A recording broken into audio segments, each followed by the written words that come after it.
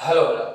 Last class में हमने जो पढ़ा था वो अपना चैप्टर थर्ड पढ़ा था, मेटल और नॉन मेटल। ठीक है, आज हम पढ़ते हैं अपना fourth chapter, carbon and its compound. ठीक है, कार्बन देखो, अपने जो अपनी पीरियोडिक टेबल है उसमें अपने पास 120 के आसपास एलिमेंट्स है। ठीक है, बट हम कार्बन को इतना स्पेशली क्यों डिस्कस कर रहे हैं? कार्बन भी तो एक नॉर्मल जो एलिमेंट है वैसे ही हो सकता है ना, बट इसको इतना स्पेशल क्यों डिस्कस कर रहे हैं? इसमें ऐसी क्या एबिलिटी है कि हम इसका पूरा एक चैप्टर डिस्कस कर रहे हैं? ठीक है, देखो, कार्बन जो होता है उसका एटॉमिक नंबर होता है 6। कार्बन जो है वो एक नॉन मेटल है। कार्बन जो है वो बेटा किसी एक नॉन मेटल, ठीक है, नॉन मेटल है और इसका जो एटॉमिक नंबर है वो है 6।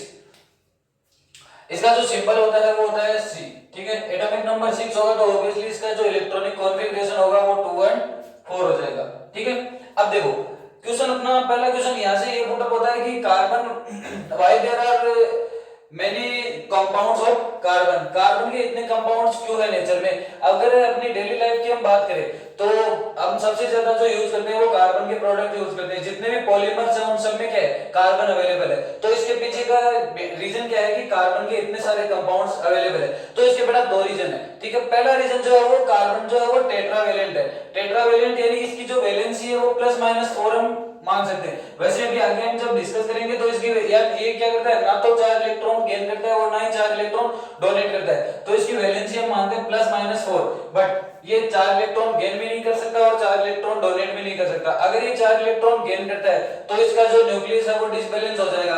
बिकॉज क्यों, क्या होगा कि जब ये 4 इलेक्ट्रॉन, अगर ये 4 इलेक्ट्रॉन डोनेट करेगा, 4 इलेक्ट्रॉन डोनेट कर देगा तो इसके न्यूक्लियस में इसके पास इतनी एनर्जी नहीं है कि ये 4 इलेक्ट्रॉन्स को निकाल सके, 4 इलेक्ट्रॉन को हटा सके। और इसके अपोजिट अगर ये 4 इलेक्ट्रॉन गेन कर लेता है, ठीक है, तो इसके पास टोटल जो इलेक्ट्रॉन्स हो जाएंगे वो 10 हो जाएंगे और इसके पास जो प्रोटॉन है वो ओनली 6 है। तो इसका न्यूक्लियस जो है वो डिसबैलेंस हो जाएगा और कार्बन जो है स्टेबल ही नहीं रह पाएगा। दैट्स व्हाई ये क्या करता है, ना तो 4 इलेक्ट्रॉन गेन करता है ना 4 इलेक्ट्रॉन डोनेट करता है। कार्बन जो होता है वो टेट्रावेलेंट होता है। अब देखो पहला रीजन अपने को मिल गया कि कार्बन जो है वो इतने सारे कंपाउंड्स क्यों बनाता है। पहला रीजन हो गया कार्बन जो है वो टेट्रावेलेंट है। सेकंड जो रीजन है वो है इसकी कैटेनेशन। कैटेनेशन या सेल्फ इमेजिंग। कार्बन जो है वो अपनी कार्बन के साथ चेन बनाता रहता है, उस अब एक दूसरे कार्बन के साथ ऐड होता रहता है। कार्बन में कैटेनेशन या सेल्फ इमेजिंग की जो है वो एबिलिटी होती है। अगर हम डिस्कस करें, देखो अपने पास अगर 3 कंपाउंड, देखिए अपने पास सोडियम है, हाइड्रोजन है और क्लोरीन है। ठीक है, इनसे अपन कितने कंपाउंड बना सकते हैं? मैक्सिमम हम 2 या 3 बना सकते हैं। देखो एक तो NaCl बन जाएगा, NaH बन जाएगा, ठीक है, HCl बन जाएगा। मोस्टली इतने कंपाउंड बन सकते हैं। बट देखो यही कंपाउंड अगर अपने पास कार्बन में होता, कार्बन है, क्लोरीन है और हाइड्रोजन है, तो इसके काफी सारे कंपाउंड बन सकते थे। देखो पहला कंपाउंड क्या बन जाएगा? CH4 CH3Cl CH2Cl2 CHCl3 CCl4 carbon tetrachloride chloroform. ये काफी सारे कंपाउंड जो है वो बनाता रहेगा। कार्बन में जो होती है वो कैटेनेशन की नेचर होती है। ये कार्बन के इसके साथ, ये कार्बन के साथ चेन भी बनाता जाएगा, ये इधर दूसरी कार्बन जो है वो ऐड होता जाएगा। दैट्स व्हाई कार्बन के इतने सारे कंपाउंड्स अपने पास अवेलेबल होते हैं। ये रीजन है कि कार्बन इतने सारे कंपाउंड बनाता है। पहला रीजन क्या है? कार्बन में जो होती है वो कैटेनेशन की नेचर होती है। सेकंड, कार्बन टेट्रावेलेंट है। ठीक है, अब अपने पास आते हैं एलोट्रोप्स। एलोट्रोप्स को हिंदी में बोलते हैं अपर रूप। एलोट्रोप्स को हिंदी में बोलते हैं अपर रूप। देखो एलोट्रोप्स क्या होते हैं? जैसे अगर कोई एक ही जो एटम है उसके डिफरेंट फिजिकल स्टेट है, वही क्या है? Allotropes. Different physical forms of any element are called allotrope of that element.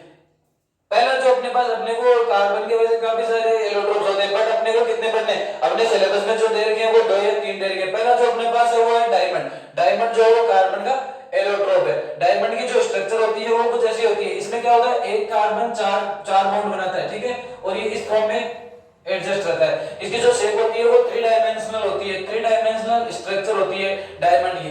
ठीक है, डायमंड जो होता है वो हार्डेस्ट सब्सटेंस है नेचर में। डायमंड जो है वो हार्डेस्ट सब्सटेंस है नेचर में। हमने मेटल वाले चैप्टर में जब हमने डिस्कस किया था मेटल्स की, हम हार्डनेस के बारे में डिस्कस कर रहे थे, तो हमने ये एक्सेप्शन बोला था वहां कि डायमंड जो है वो नॉन मेटल है, बट ये क्या है? हार्डेस्ट सब्सटेंस है। ठीक है, अब देखो डायमंड के यूज क्या होते हैं? पहला जो डायमंड का यूज होता है अपने को सभी को पता है, डायमंड का यूज ज्वेलरी में होता है।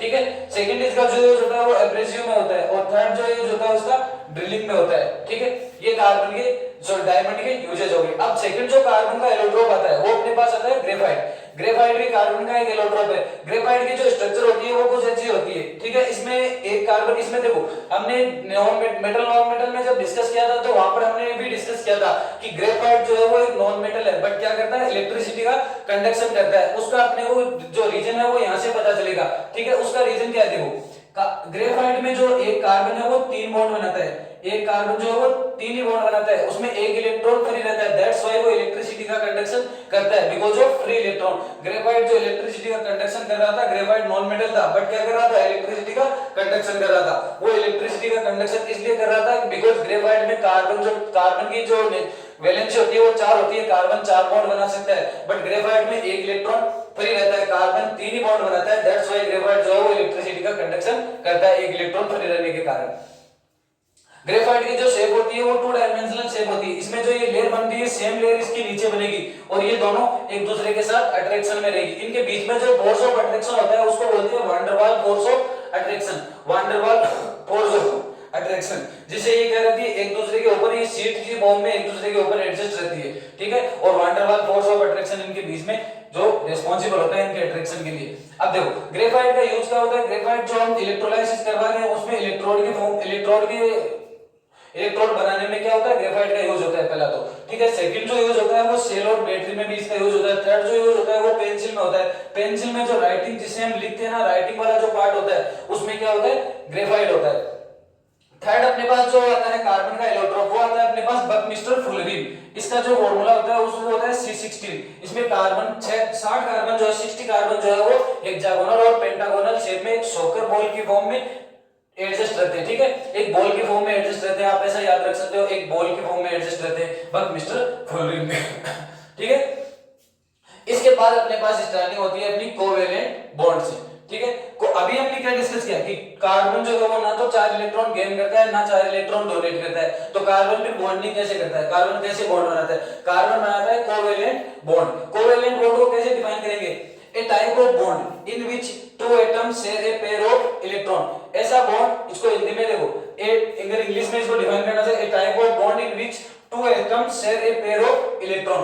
अब इसको हिंदी में ट्रांसलेट कैसे करेंगे, इसको क्या बोलेंगे, देखो इनको हिंदी में कोवेलेंट बॉन्ड को हिंदी में बोलते हैं सहसंयोजक आबंध, सहसंयोजक आबंध, ठीक है। अब देखो इनको कैसे डिफाइन करेंगे, कोवेलेंट बॉन्ड वो बॉन्ड है, सहसंयोजक बॉन्ड वो बॉन्ड है जिसमें क्या करते हैं, 2 एटम्स एक दूसरे के कांटेक्ट में आते हैं, बट वो क्या करते हैं, ना तो इलेक्ट्रॉन एक दूसरे को डोनेट करते हैं। जैसे हमने आयोनिक कंपाउंड में डिस्कस किया था, NaCl वाला एग्जांपल लेके, उसमें क्या कर रहा था, Na जो सोडियम थी वो इलेक्ट्रॉन डोनेट करके पॉजिटिव आयन बना रही थी, और जो क्लोरीन थी वो नॉन मेटल थी बट वो क्या कर रही थी, इलेक्ट्रॉन गेन करके नेगेटिव आयन बना रही थी। वहां पर इलेक्ट्रॉन जो है वो गेन और डोनेट हो रहे थे। बट कोवेलेंट बॉन्ड में क्या होता है, ना तो इलेक्ट्रॉन गेन होता है ना इलेक्ट्रॉन डोनेट होता है, 2 एटम जो है वो एक दूसरे के क्लोजर आते हैं और दोनों अपने इलेक्ट्रॉन शेयर करके बॉन्डिंग बनाते हैं, उनको क्या बोलते हैं, कोवेलेंट बॉन्ड, ठीक है। कोवेलेंट बॉन्ड की अपने पास टाइप आती है। कोवेलेंट बॉन्ड बेसिकली 3 टाइप्स के होते हैं, single covalent bond, double covalent bond और triple covalent bond.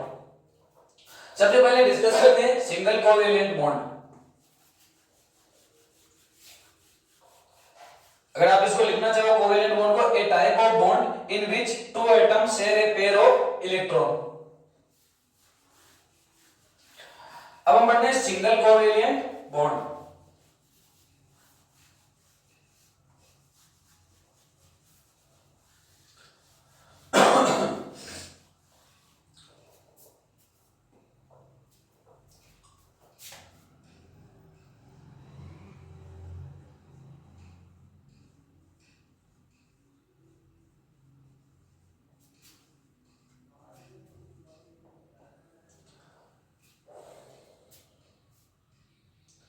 A type of bond, single covalent bond को कैसे डिफाइन करेंगे, a type of bond in which, a type of bond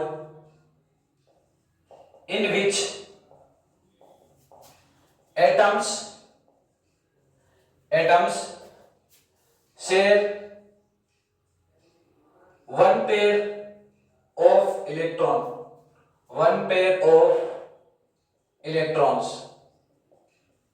देखो single covalent bond को हिंदी में बोलेंगे एकल सहसंयोजक बंध।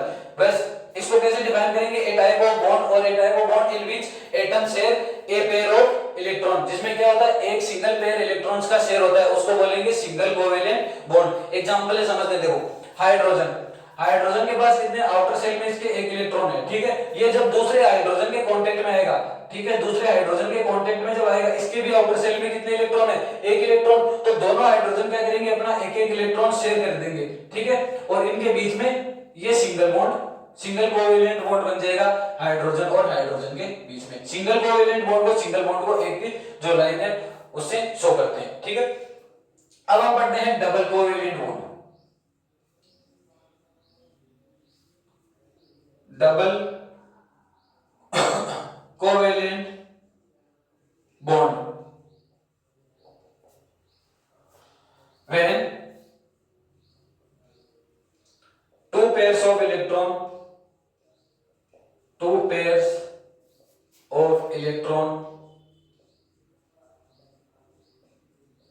are shared by atoms. When two pair of electrons are shared by atom, जब एटम के क्या हो, दो पेयर हो, दो पेयर, जब दो एटम एक दूसरे के साथ दो दो पेयर इलेक्ट्रॉन्स के शेयर करें तो वहां पर क्या बनेगा, डबल कोवेलेंट बॉन्ड। एग्जांपल से डिस्कस करते हैं, देखो ऑक्सीजन, ऑक्सीजन का एटॉमिक नंबर होता है 8, इसका जो इलेक्ट्रॉनिक कॉन्फ़िगरेशन होता है वो होता है 2 and 6। आउटर मोस्ट सेल में कितने इलेक्ट्रॉन आएंगे ऑक्सीजन के, ऑक्सीजन के देखो आउटर मोस्ट सेल में इलेक्ट्रॉन आ रहे हैं 6, ठीक है। सेकंड, अभी इसके साथ दूसरा ऑक्सीजन का दूसरा मॉलिक्यूल आएगा, ऑक्सीजन के दूसरे मॉलिक्यूल के पास में भी कितने इलेक्ट्रॉन होंगे, आउटर मोस्ट सेल में 6 इलेक्ट्रॉन्स, ठीक है। अब देखो ऑक्सीजन का ये मॉलिक्यूल, इसके भी 6 इलेक्ट्रॉन्स है, इसके भी पास भी 6 इलेक्ट्रॉन है आउटर सेल में, दोनों को अपना क्या करना है, जो अष्टक जो है अपना कंप्लीट करना है, दोनों को क्या चाहिए अपनी आउटर सेल में 8 इलेक्ट्रॉन चाहिए। तो देखो ये क्या करेंगे, ये अपने 2 इलेक्ट्रॉन शेयर करेगा, ठीक है, ये अपने 2 इलेक्ट्रॉन्स शेयर कर देगा बॉन्डिंग के लिए, और ये वाले अपने 2 इलेक्ट्रॉन्स शेयर करेगा, ये दोनों अपने 2 इलेक्ट्रॉन्स शेयर करेंगे। अब देखो एक बात इमेजिन करते हैं, ये इसके 8 इलेक्ट्रॉन्स कंप्लीट हो रहे हैं, इस ऑक्सीजन के पास 4 और 4 8 इलेक्ट्रॉन्स।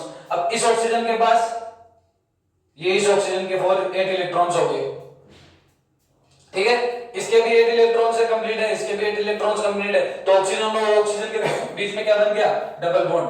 ऑक्सीजन डबल बॉन्ड को 2 लाइन से शो करते हैं, ऑक्सीजन और ऑक्सीजन के बीच में डबल बॉन्ड बन गया, O2 कंपाउंड O2 जो होता है उसके बीच में ऐसी बॉन्डिंग होती है, करेक्ट है। अब अपने पास आता है triple covalent bond. Triple covalent bond जब भी कितने एटम शेयर हो, 3 एटम शेयर हो, सॉरी 3 इलेक्ट्रॉन्स या 3 pair of electrons is shared, when 3 pair of electron is shared. Third, triple covalent bond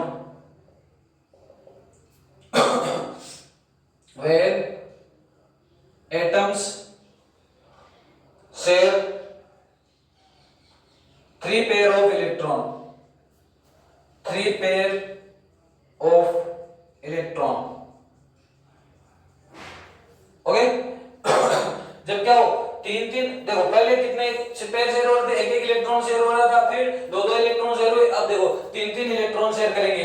example समझते हैं, नाइट्रोजन N2 के बीच में बॉन्डिंग को समझते हैं। नाइट्रोजन के आउटर शेल में कितने इलेक्ट्रॉन होते हैं, 5 इलेक्ट्रॉन, ठीक है। नाइट्रोजन का जो आउटर शेल होता है उसमें 5 इलेक्ट्रॉन्स होते हैं। ये अपने सेकंड जो दूसरा नाइट्रोजन का मॉलिक्यूल है उसके जब कांटेक्ट में आएगा तो देखो इसके पास भी 5 इलेक्ट्रॉन्स हैं।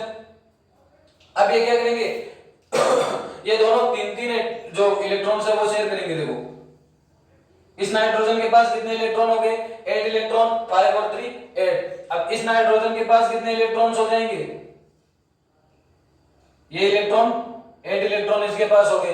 तो देखो दोनों में क्या हो रहे हैं, 8 इलेक्ट्रॉन, जो आउटर शेल है उसमें 8 इलेक्ट्रॉन कंप्लीट हो रहे हैं, तो इनके बाद बीच में क्या बन जाएगा, ट्रिपल बॉन्ड। इसको ऐसे शो करेंगे, ट्रिपल बॉन्ड को ट्रिपल लाइन से शो करते हैं, नाइट्रोजन और नाइट्रोजन के बीच में ट्रिपल बॉन्ड बन रहा है। ये होता है अपना covalent bond, a type of bond in which atom share pair of electrons. अब वो क्या उसको क्या बोलते हैं, कोवेलेंट बॉन्ड। कोवेलेंट बॉन्ड की कितनी टाइप्स होती है, 3 टाइप्स होती है, single covalent bond, double covalent bond है, ट्रिपल कोवेलेंट बॉन्ड।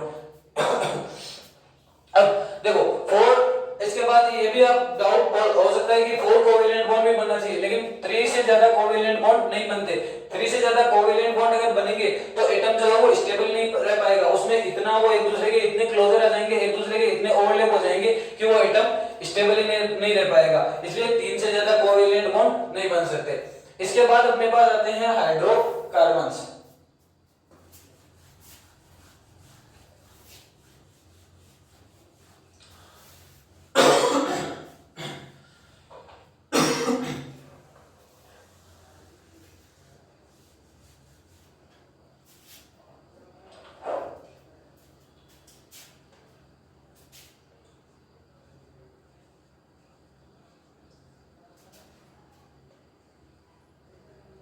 हाइड्रोकार्बन्स, इनको कैसे डिफाइन करेंगे? हाइड्रोकार्बन्स को organic compounds,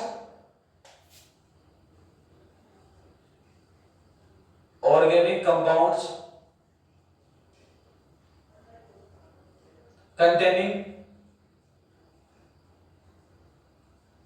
hydrogen and carbon, organic compounds containing carbon and hydrogen and found in nature and found in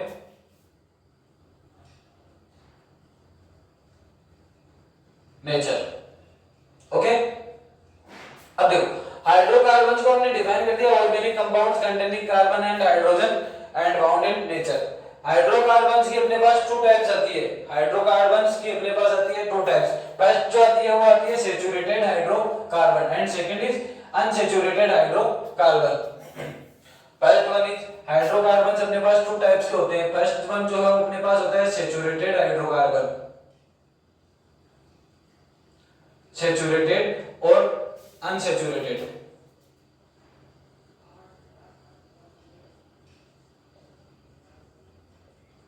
इनको हिंदी में बोलते हैं असंतृप्त, संतृप्त और असंतृप्त। ठीक है, हाइड्रोकार्बन साथ में ये दोनों हाइड्रोकार्बन्स के टाइप है, सैचुरेटेड एंड अनसैचुरेटेड। इसको बोलते हैं संतृप्त।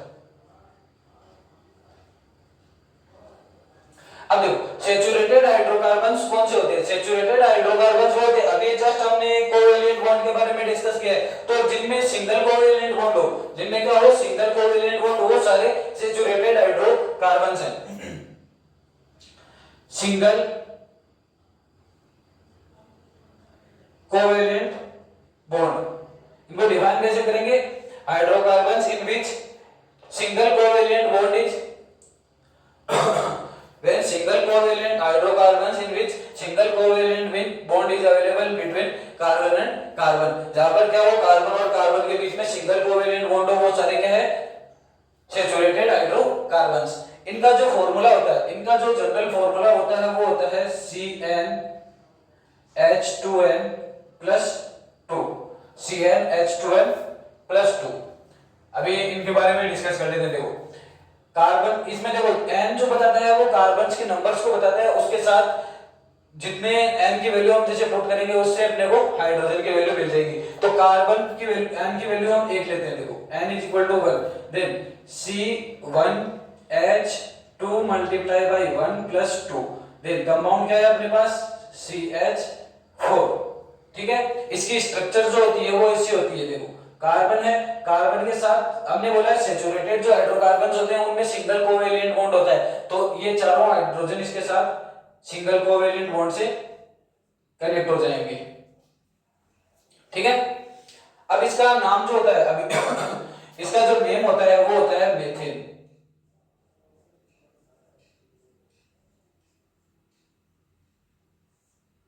और इनको बोलते हैं एल्केन्स, एल्केन, इनको बोलते हैं एल्केन। ठीक है, इनको इसका जो नेम है अभी हम डिस्कस करेंगे, कार्बन में जितने कार्बन आते हैं उनका नेम कैसे बोला जाता है, इनको इसका जो नेम है वो मेथेन है। ठीक है, अब अपने पास आते हैं अनसैचुरेटेड हाइड्रोकार्बन्स। अनसैचुरेटेड हाइड्रोकार्बन्स अपने पास 2 टाइप्स के होते हैं। ये जो सैचुरेटेड जो हाइड्रोकार्बन्स है वो जब इनकी बर्निंग की जाती है तो ये ब्लू फ्लेम के साथ बर्न होते हैं, ब्लू फ्लेम। ठीक है, और अनसैचुरेटेड की जब बर्निंग की जाती है तो ये येलो फ्लेम के साथ बर्न होते हैं।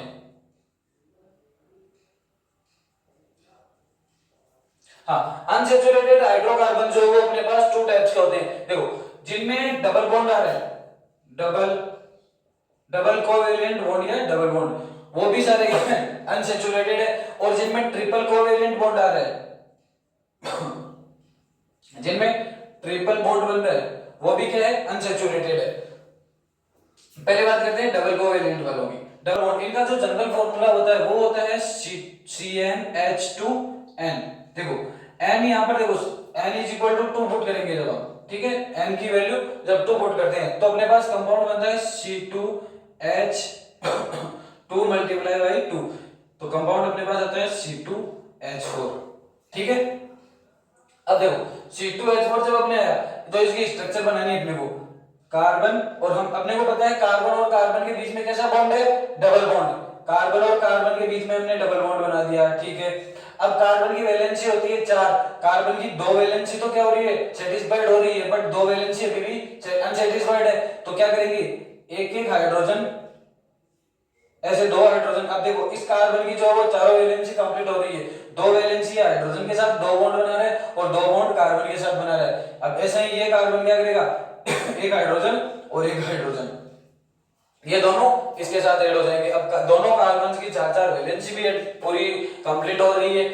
जो कार्बन है वो 4 बॉन्ड बनाता है, चारों बॉन्ड ये बना रहा है, ये वाले 2 इधर बना रहा है, 2 हाइड्रोजन के साथ बना रहा है, और ये भी 2 इधर और 2 हाइड्रोजन के साथ बना रहा है, ठीक है। इनको बोलते हैं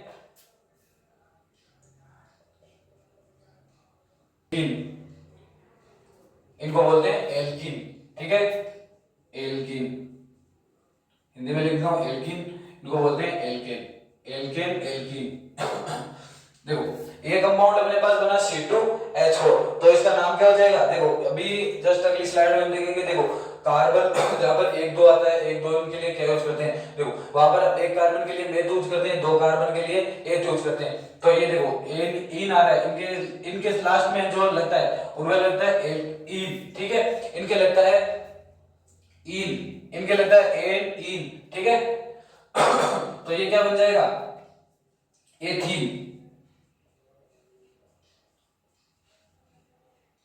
एथीन। अब अपने पास आता है थर्ड, आता है ट्रिपल बॉन्ड। ट्रिपल बॉन्ड जो अनसैचुरेटेड हाइड्रोकार्बन है उनमें डबल बॉन्ड, अब बनता है अपने पास ट्रिपल बॉन्ड। ट्रिपल बॉन्ड वाले भी अपने पास क्या आते हैं, अनसैचुरेटेड, ठीक है। इनका जो फॉर्मूला होता है वो होता है CnH2n-2, CnH2n-2, carbon n is equal to 2 put कर दें। देखो carbon 2 hydrogen 2 multiply by 2 minus 2, तो कंपाउंड आया अपने पास C2H2। इसको क्या बोलेंगे, एथाइन, और इनको बोलते हैं एल्काइन,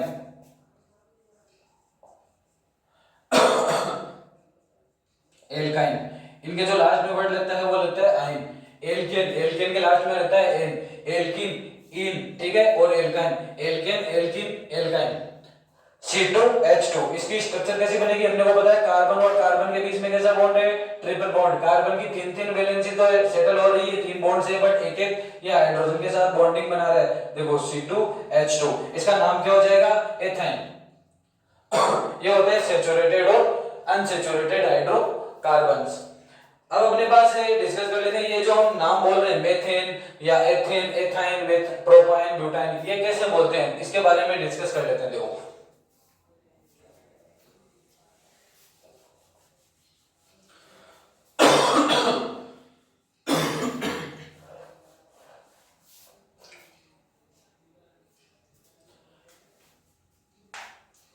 यहाँ ये अपने पास है जिसमें कार्बन की जितनी नंबरिंग है, देखो सिंगल है carbon, double carbon 3, triple 4, 5, 6, 7, 8, 9 and 10, ठीक है। सिंगल कार्बन वाले को क्या बोलते हैं, मेथ। अब वो देखो ये अपने पास वर्ड आ रहा है मेथ, बट वो मेथेन, एथेन, एथाइन, ठीक है, वो सारे उस पर डिपेंड करेंगे कि उनमें उनमें बॉन्डिंग कैसी है, डबल बॉन्ड है, ट्रिपल बॉन्ड है, सिंगल बॉन्ड है, वो उस पर डिपेंड करेंगे। वो पीछे जो वर्ड लगेगा वो उन पर डिसाइड करेंगे कि एल्कीन है, एल्काइन है, कौन सा है, एल्केन है, एल्कीन है, एल्काइन है, तो वो इनके पीछे नाम लगता रहेगा। लेकिन ये जो है वो परमानेंट होगा। अगर कार्बन एक है तो मेथ होगा, डबल कार्बन है तो एथ,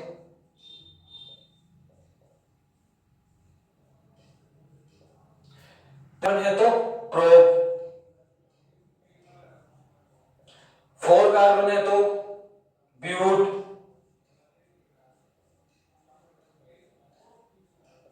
5 कार्बन है तो पेंट, 6 कार्बन है तो हेक्स, 7 कार्बन है तो हेप्ट,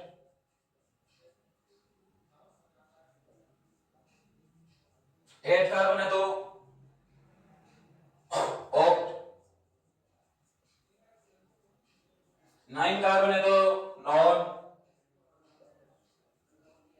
और 10 कार्बन है तो डेक। अब देखो कार्बन अपने पास 10 है, ये अपनी जो होती है वो, अगर कार्बन 1 है तो बेक, eth, prop, but, pent, hex, hept, oct, non, dec. Hindi में बेक, eth, prop, but, pent, hex, hept, oct, non, dec. ठीक है, अब अपने पास कार्बन 10 कार्बन है, इमेजिन कर रहे हैं कि 10 कार्बन है और कार्बन उसके लिए एल्केन है, सारे सिंगल बॉन्ड है, तो उसका नाम क्या हो जाएगा? डेकेन। ठीक है,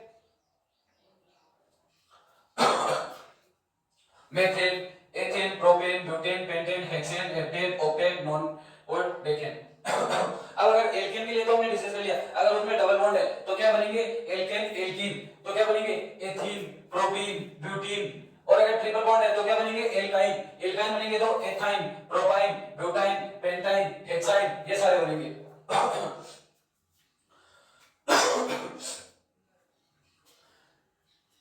ठीक है, ये अपने कोवेलेंट बॉन्ड, सैचुरेटेड और अनसैचुरेटेड हाइड्रोकार्बन्स इतने हमने डिस्कस कर लिए। नेक्स्ट जो पार्ट आएगा उसमें हम डिस्कस करेंगे इनका नॉमिनीकरण, इनका जो नामकरण है वो कैसे किया जाता है, इनको जो हाइड्रोकार्बन्स या आगे उसमें डिस्कस करेंगे फंक्शनल ग्रुप जो अपने एल्डिहाइड, कीटोन, कार्बोक्सिलिक एसिड और एल्कोहल, उनके बारे में डिस्कस करेंगे और इनका जो नामकरण वो कैसे किया जाता है। अगर एक लीनियर जो सीरीज ऑफ कार्बन की लीनियर चेन हो तो उसका नामकरण कैसे किया जाएगा, अगर वो सर्कुलर या सर्कुलर फॉर्म में हो तो उसका नामकरण कैसे किया जाएगा, बेंजीन की स्ट्रक्चर, इन सब पे बातों की अगले जो पार्ट में है वो डिस्कस करेंगे। ठीक है, उम्मीद करता हूँ आपको वीडियो पसंद आया होगा। अगर वीडियो पसंद आए तो आपको तो वीडियो को लाइक कीजिएगा और अपने दोस्तों के साथ शेयर जरूर कीजिएगा। अगर कोई भी आपका डाउट है तो आप कमेंट बॉक्स में कमेंट कर सकते हो। Thank you.